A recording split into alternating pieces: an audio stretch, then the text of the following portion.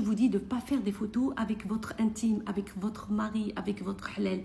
Pas de photos, ne vous faites pas avoir les filles, je vous raconte. Elle l'a rencontré, elle est tombée folle amoureuse de lui, tout s'est bien passé, le mariage, tralala. Après, monsieur était excessivement jaloux, trop jaloux. Il fouillait tout, son téléphone, son sac, il fouillait tout. Toujours là à lui dire, t'as parlé avec qui aujourd'hui? Qui?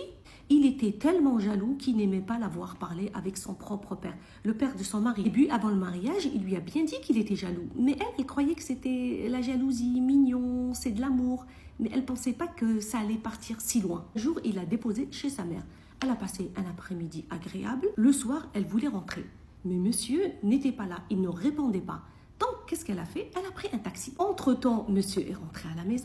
Il ne l'a pas trouvé. Il commençait à paniquer. Il a appelé sa mère. Elle lui a répondu qu'elle est déjà sortie. Ça fait une demi-heure. Il a de la fenêtre. Il a vu sortir du taxi et parler avec le monsieur. À peine elle est rentrée à la maison qu'il lui a donné...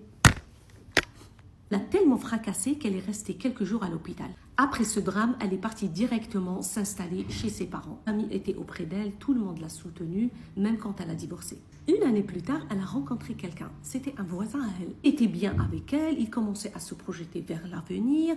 Tout allait bien jusqu'au jour. Son ex a balancé toutes ses vidéos intimes, des photos intimes sur tous les réseaux sociaux. Donc toute sa famille a reçu ces photos intimes. Et même à son voisin, son nouveau fiancé. Tu imagines un instant ton père, ta mère, tes cousines, ton cousin, tes oncles, voir des photos. On sait très bien que c'est pas sa faute. On sait très bien que ces photos, elle les a prises quand elle était mariée avec lui. Il a même imprimé des photos d'elle qu'il les a distribuées dans toutes les boîtes aux lettres des voisins. Elle a fini par déposer plainte, mais malheureusement, son couple n'a pas résisté. Le meilleur copain de son ex est venu la demander en mariage. Parce qu'il paraît, il l'a trouvée super belle sur les photos.